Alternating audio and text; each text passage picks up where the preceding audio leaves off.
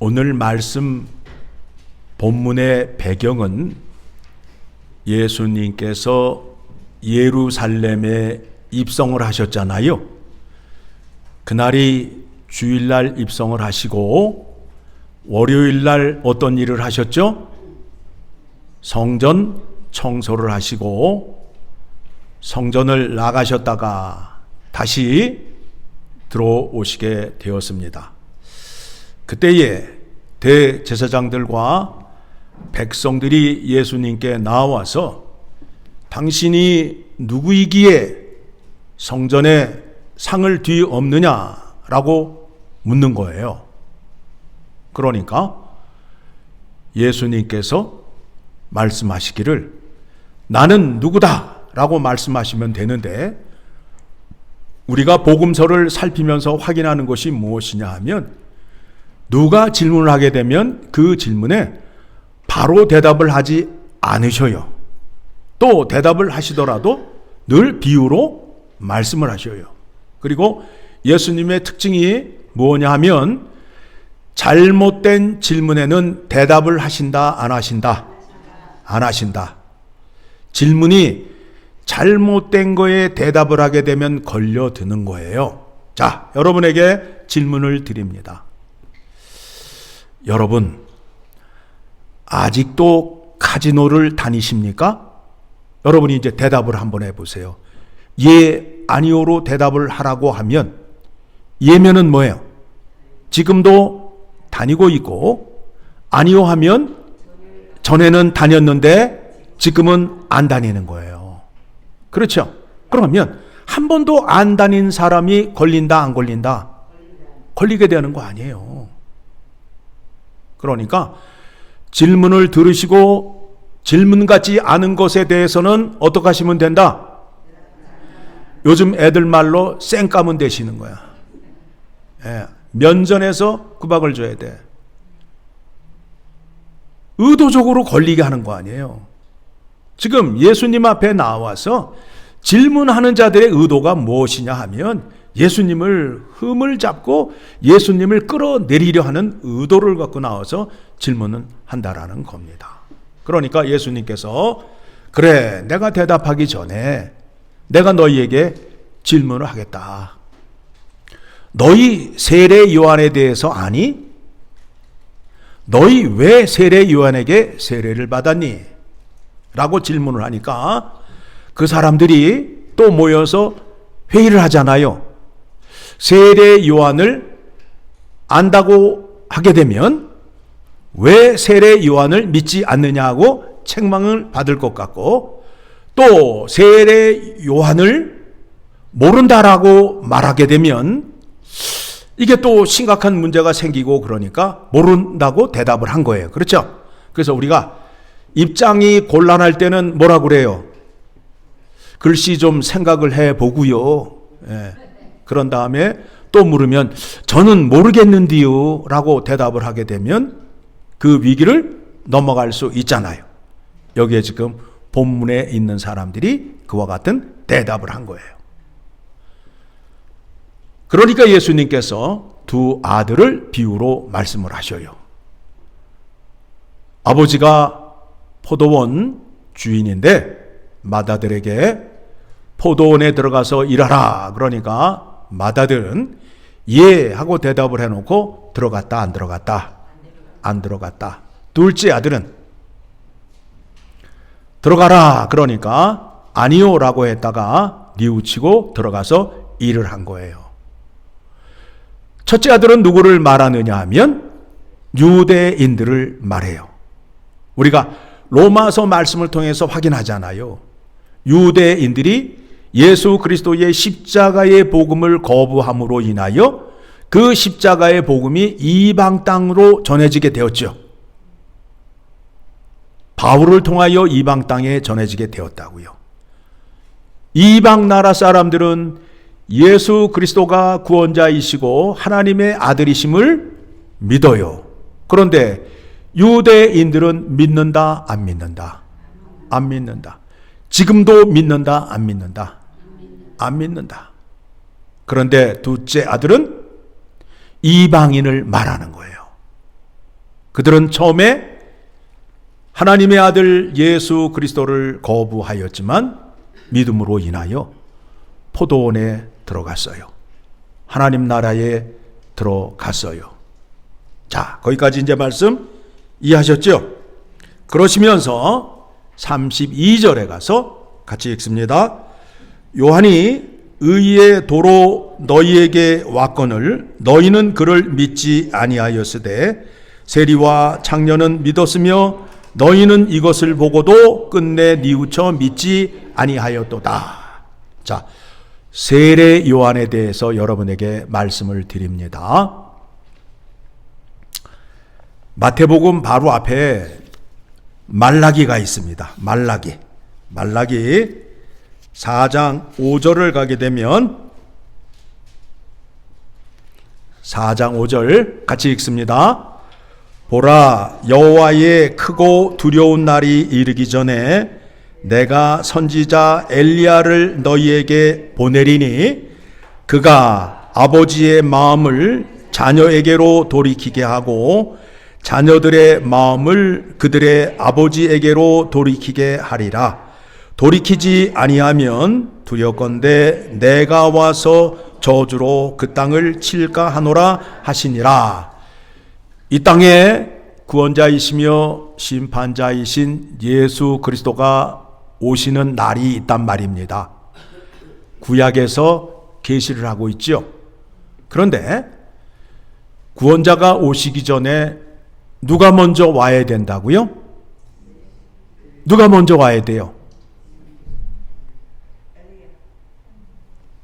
5절에 답이 나와 있잖아요.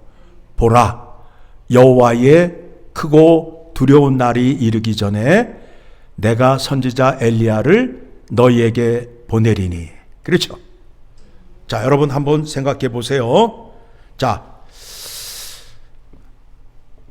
사망과 죄의 그늘 아래에서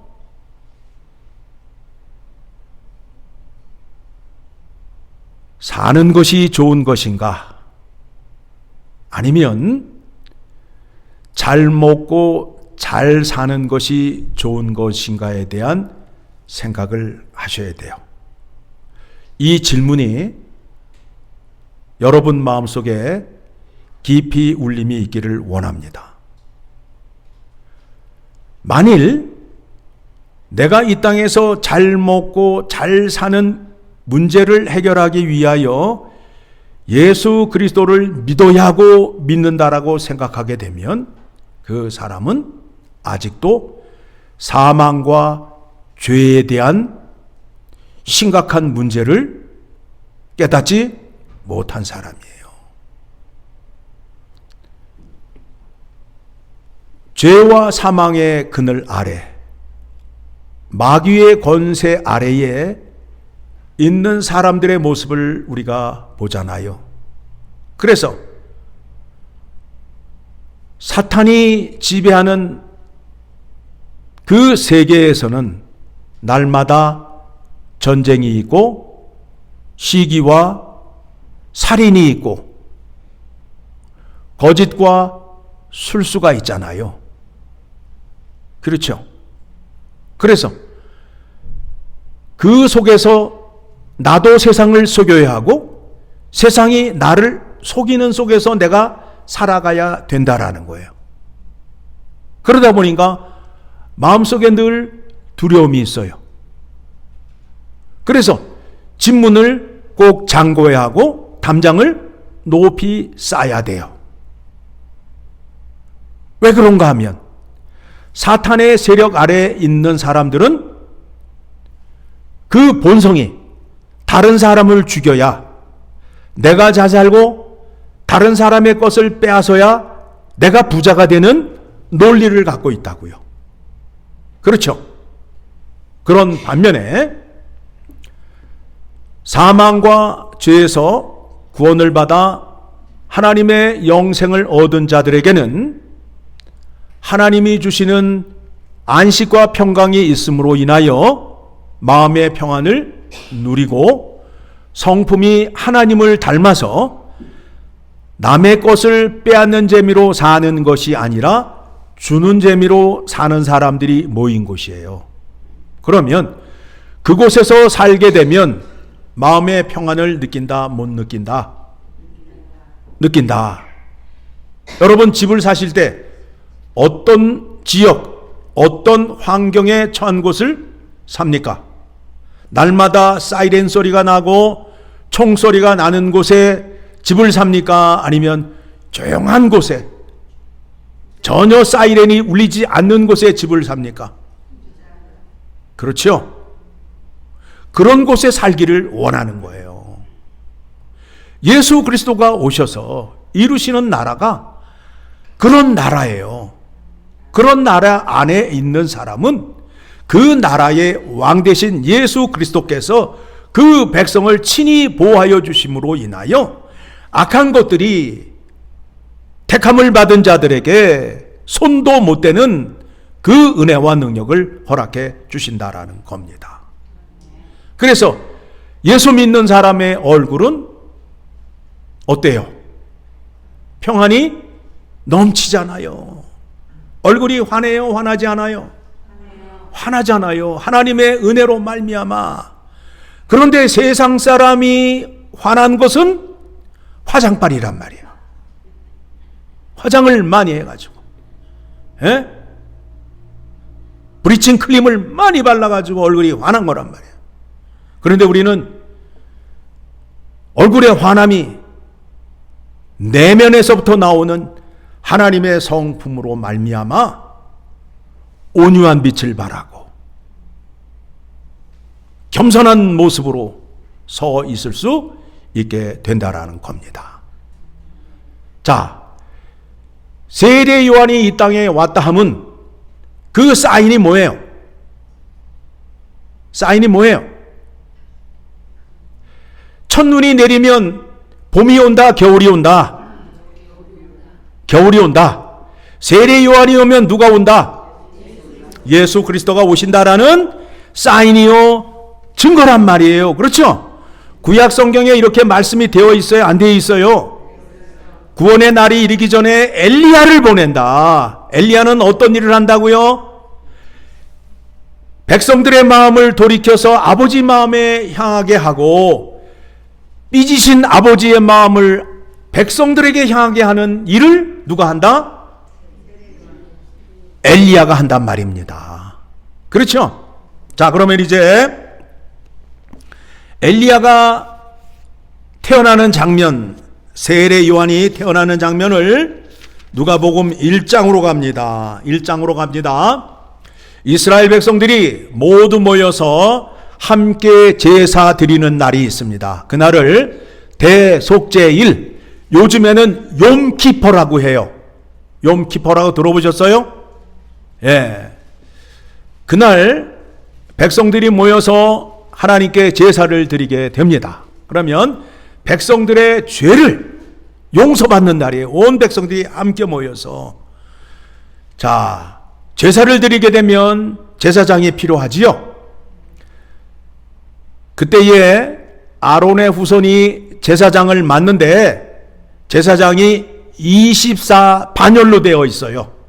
24반열로 되어 있어요. 그래서 한 해 한 해마다 돌아가면서 하는 거예요. 그러니까 몇 해가 되어야 그 차례가 돌아와요? 24년이 지나야 자기 차례가 돌아오는 거예요. 그 해에 아비야의 반열이 담당을 하게 되었어요. 그 아비야의 반열에서 대제사장이 나온단 말이에요. 제사를 주관하는 대제사장이 나온단 말이에요. 그렇죠? 그런 다음에 이제 그 제사를 드릴 때에 분향하는 시간, 대표 기도하는 사람이 있단 말입니다. 우리 예배에도 대표 기도하는 사람이 있어요, 없어요? 있잖아요. 그렇죠?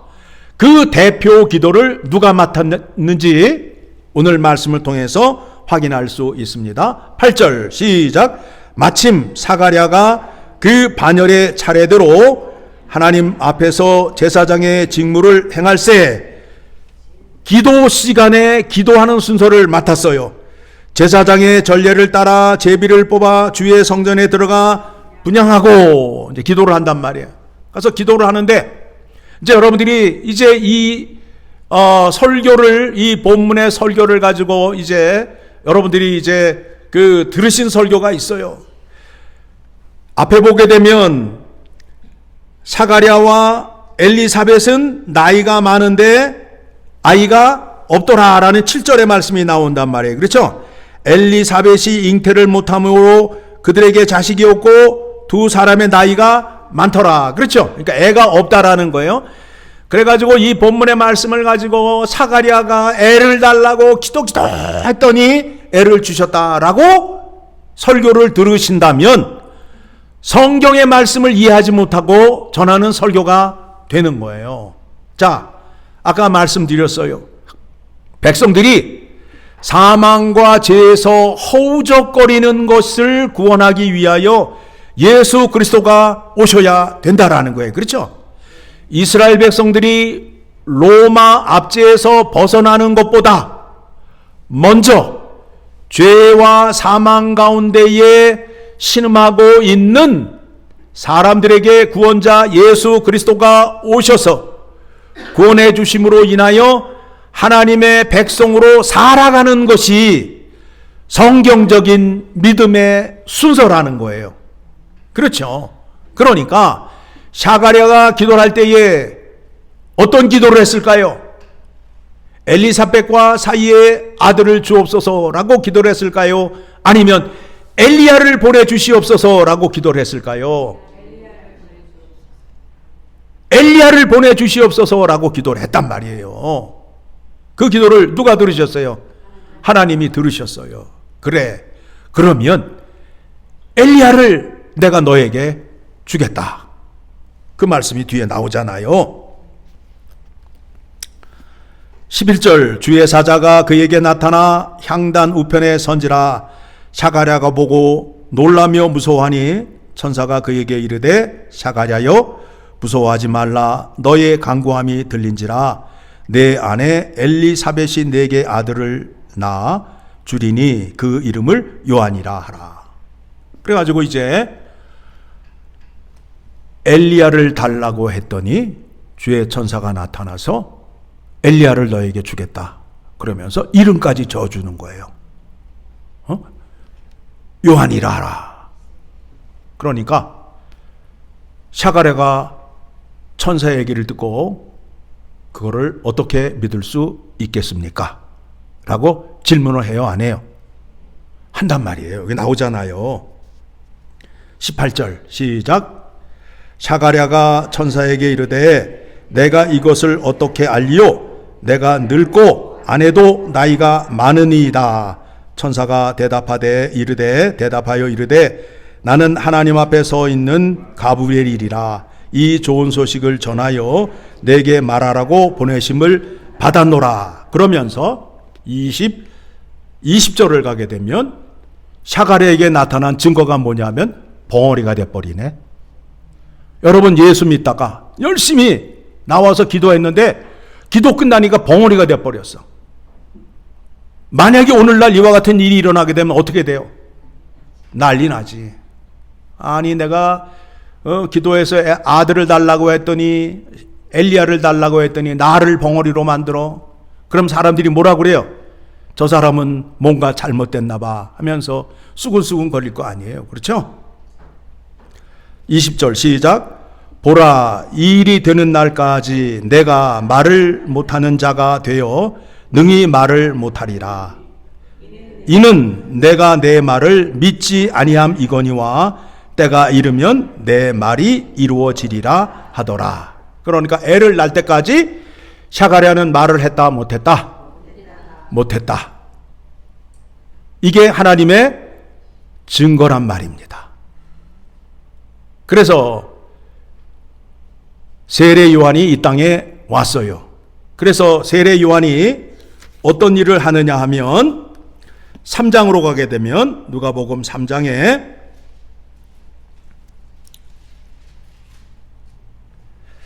4절 말씀, 선지자 이사야의 책에 쓴 바 광야에서 외치는 자의 소리가 있어 이르되 너희는 주의 길을 준비하라. 그 그가 오실 길을 곧게 하라 라고 하면서 7절 시작. 요한이 세례를 받으러 나오는 무리에게 이르되 독사의 자식들아 누가 너희에게 일러 장차올 진노를 피하라 하였느냐. 그러므로 회개에 합당한 열매를 맺고 속으로 아브라함이 우리의 조상이라 말하지 말라. 내가 너희에게 이르노니 하나님이 능히 이 돌들로도 아브라함의 자손이 되게 하시리라. 뭘 외쳤어요? 구원자가 오시니 너희는 회개하라 라고 외쳤지요. 세례 요한이 이렇게 외쳤잖아요. 자, 그러면 다시 본문으로 돌아가면, 본문으로 마태복음 21장으로 돌아가게 되면 성전 안에 있는 대제사장들이나 백성의 장로들이 이와 같은 믿음이 있다 없다? 꼴통이란 말이에요. 꼴통이란 말이에요. 이런 꼴통들이 민족의 지도자가 되고 대제사장이 되면 어떻게 되겠어요? 다 같이 불 속으로 들어가는 거지요. 쓰레기통으로 들어가는 거지요. 그렇죠? 그러면 여러분들은 올바른 믿음을 갖기 위해서 어떻게 하시면 돼요? 어떻게 하시면 돼요? 성경에서 여호와 하나님께서 택한 백성들에게 뭐라 말씀하시느냐 하면, 자, 찾아봅니다. 출애굽기 19장을 가게 되면 이 백성들에게 복을 주시고 약속을 주시는데 첫 번째 조건이 무엇이냐 하면 출애굽기 19장 5절 같이 읽습니다. 세계가 다 내게 속하였나니 너희가 내 말을 잘 듣고 내 언약을 지키면, 그렇죠? 지키면, 그러면서 그 뒤에 조건이 나오는 거예요. 약속이 나오는 거예요. 그렇죠? 자, 우리가 또 잘 알고 있는 신명기 6장을 가게 되면 여러분 한동안 쉐마 교육 그래가지고 막 이렇게 유행을 한 적이 있죠. 쉐마의 뜻이 뭐예요? 들으라. 뭘 들으라는 거예요? 약속의 말씀을 들으라는 거예요. 그래서 모세가 가나안 땅을 들어가는 백성들에게 향하여 뭐라고 말하죠? 4절 시작. 이스라엘아 들으라. 우리 하나님 여호와는 오직 유일한 여호와이시니 너는 마음을 다하고 뜻을 다하고 힘을 다하여 내 하나님 여호와를 사랑하라. 이렇게 누가 하나님을 사랑했어요? 예수 그리스도께서 마음을 다하고 뜻을 다하고 힘을 다하여 하나님을 사랑했단 말입니다. 그렇죠? 그래서 6절에 오늘 내가 네게 명하는 이 말씀을 너는 마음에 새기고 자녀에게 가르치라는 거예요. 밥을 먹을 때인지 같이 가들 때든지 가르치라는 거예요. 자, 신약의 백성들에게는 이와 같이 말씀하고 있습니다. 로마서 10장 17절을 가게 되면 여러분들이 잘 아는 말씀이에요. 믿음은 들음에서 난다. 근데 들어요, 안 들어요? 안 듣잖아요. 지금 하나님이 우리에게 요구하시는 게 뭐예요? 내 말을 들으라. 내 말을 들으라. 그런데 가짜들이 너무 많이 돌아다녀. 가짜가 너무 많아. 그렇죠? 예, 전부 지가 재림 예수라고 하는 사람이 한국에도 한번 50명 이상이 되잖아요. 또 미국 땅에도 있고 지가 예수래. 그런데 우리가 믿는 예수는 뭐냐면 우리를 대속하시기 위하여 십자가에 죽으신 예수님을 믿는 거야. 그런데 지금 가짜라고 돌아다니는 애들은 우리의 죄를 대속해서 십자가에 죽은 적이 있어요, 없어요? 그러니까 가짜라니까. 우리의 신앙으로 놓고 볼 때. 그렇죠? 그리고 그분은 부활하신 후에 지금 어디에 계세요? 하나님 우편에 계신데 걔네들은 지금 어디에 돌아다니고 있어요? 이 땅에 돌아다니는 양아치들 아니에요. 그런데도 쫓아다닐 거예요? 신앙 고백은 왜 하시는 거예요?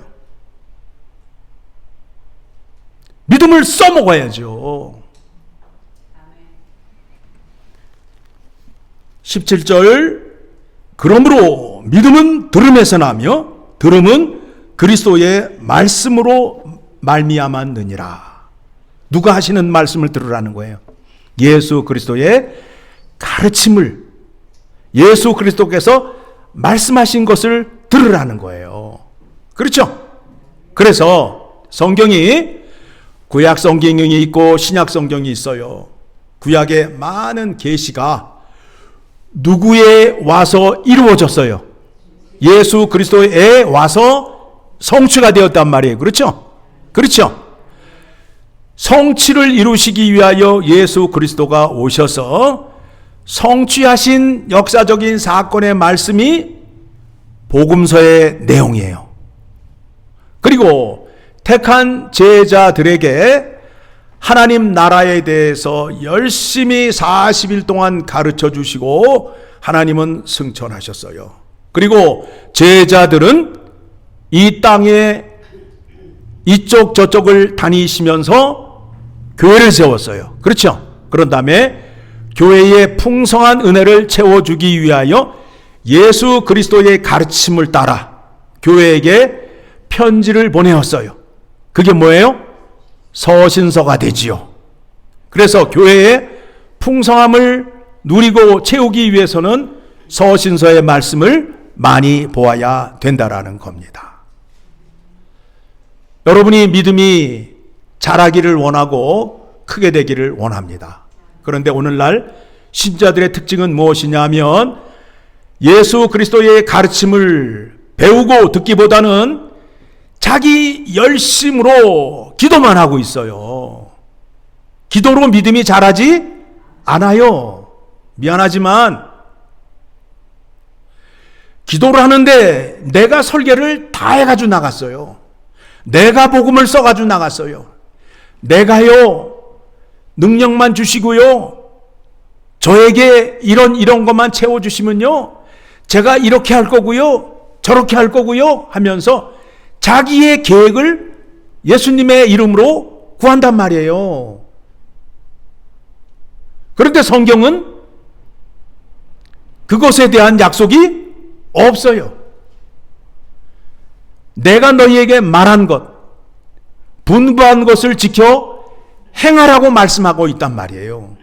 그러면 기도의 순서와 내용이 어떻게 돼야 돼요? 하나님의 말씀을 먼저 듣고 그 말씀에 순종할 수 있는 지혜와 능력을 달라고 기도를 해야 되는데 그런 기도는 하지 아니하고 내가 복음을 써서 내가 주인공이 되어서 하나님의 일을 해보겠나라고 아우성을 치고 있는 것이 오늘날 교회의 형편이란 말입니다. 이루어져요? 안 이루어져요? 안 이루어지잖아요. 올바른 믿음을 가지셔야 주님께서 그를 귀히 보고 쓰신다라는 겁니다. 다시 봅니다. 그러므로 믿음은 들음에서 나며 들음은 그리스도의 말씀으로 말미암았느니라. 예수님의 가르침과 예수님의 행함을 잘 보고 듣고 행하시면 능력이 나타난다, 안 나타난다? 나타난다. 그런 여러분 되시기를 간절히 소망합니다.